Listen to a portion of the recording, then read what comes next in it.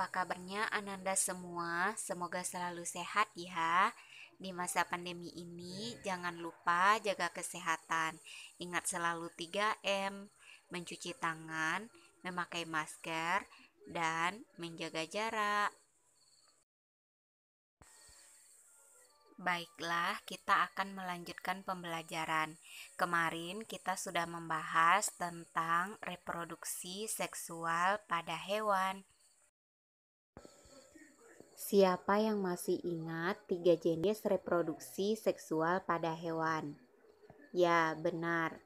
Yang pertama ada vivipar, yang kedua ada ovipar, dan yang ketiga ada ovovivipar.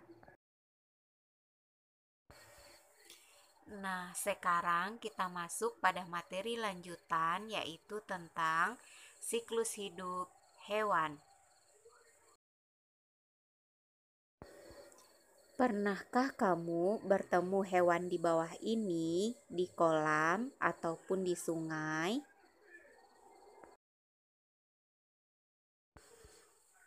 Hewan apakah itu?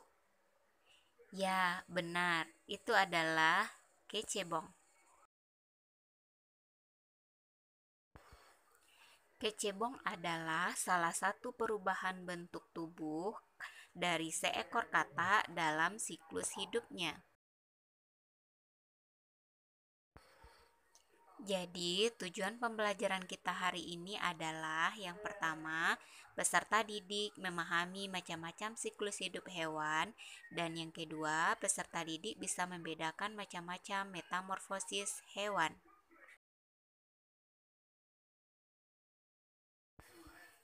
Yang pertama yang akan kita bahas itu adalah siklus hidup ubur-ubur.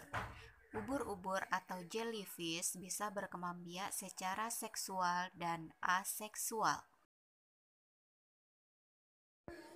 Gambar berikut menunjukkan siklus hidup dari seekor ubur-ubur, yaitu adalah fase seksual, di mana medusa bisa menghasilkan sel telur dan sel sperma yang nantinya akan berfertilisasi menghasilkan zigot, dan zigot akan berkembang menjadi larva.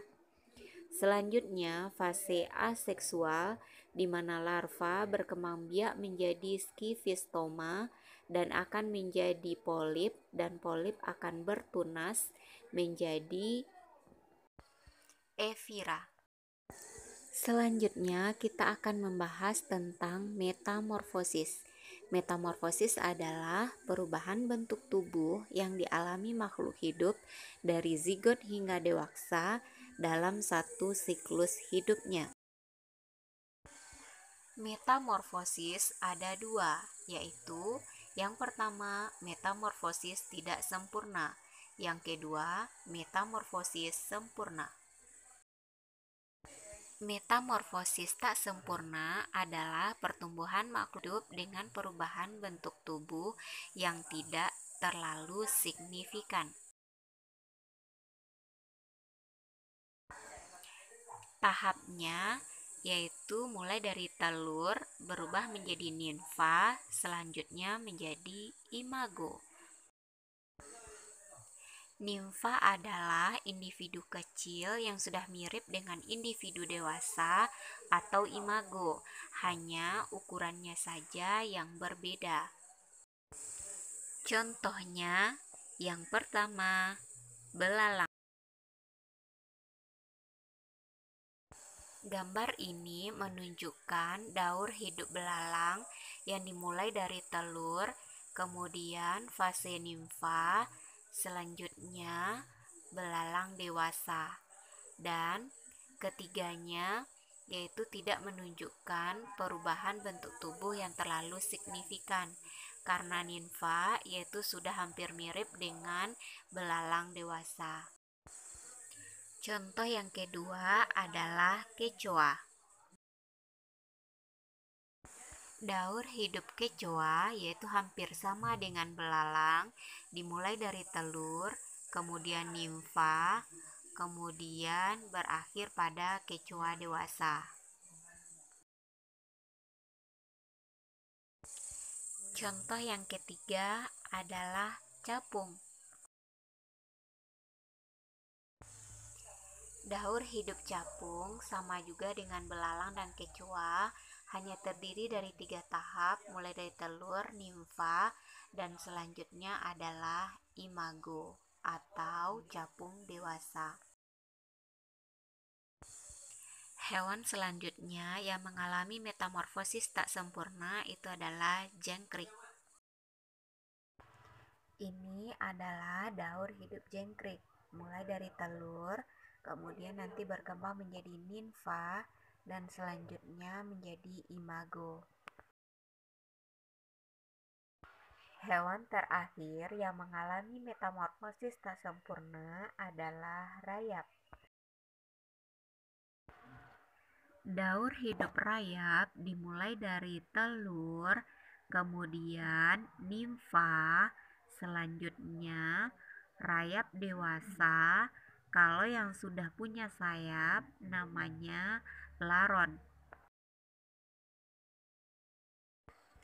Selanjutnya kita masuk kepada metamorfosis sempurna, adalah siklus hidup yang menunjukkan perubahan bentuk tubuh yang terlihat sangat berbeda di setiap tahapnya. Tahapannya mulai dari telur, larva, kemudian pupa, terakhir baru imago. Contohnya yang pertama adalah kupu-kupu. Ini adalah daur hidup kupu-kupu. Dimulai dari telur, kemudian berubah menjadi ulat atau larva. Selanjutnya berubah menjadi kepompong atau pupa, lalu kupu-kupu dewasa. Sangat terlihat jelas bahwa di setiap tahapnya hewan ini memiliki bentuk tubuh yang sangat berbeda satu dengan yang lainnya. Contoh yang kedua adalah katak. Ini adalah gambar siklus hidup katak. Dimulai dari telur, nanti telur akan berkembang menjadi kecebong, dan kecebong akan tumbuh kaki, lalu berkembang menjadi katak berekor, baru menjadi katak dewasa. Sangat terlihat bahwa setiap tahapnya itu menunjukkan perubahan bentuk tubuh yang sangat berbeda, bahkan juga dari segi cara bernafasnya. Hewan selanjutnya yang mengalami metamorfosis sempurna adalah kepik. Kepik atau ladybird berkembang dari telur menjadi nimfa, selanjutnya pupa akan tumbuh menjadi kepik dewasa. Contoh selanjutnya adalah nyamuk. Nyamuk berkembang diawali dari telur yang mereka letakkan di dalam air, lalu berkembang menjadi larva, lalu pupa, dan yang terakhir baru imago. Contoh selanjutnya adalah kumbang. Kumbang berkembang biak diawali dengan telur, lalu pupa, dan tumbuh menjadi kumbang dewasa. Nah, sudah jelas kan bedanya antara metamorfosis tak sempurna dengan metamorfosis sempurna. Sekian untuk menguji pemahamanmu, silahkan dijawab pertanyaan berikut. Tulis jawabannya di buku latihanmu.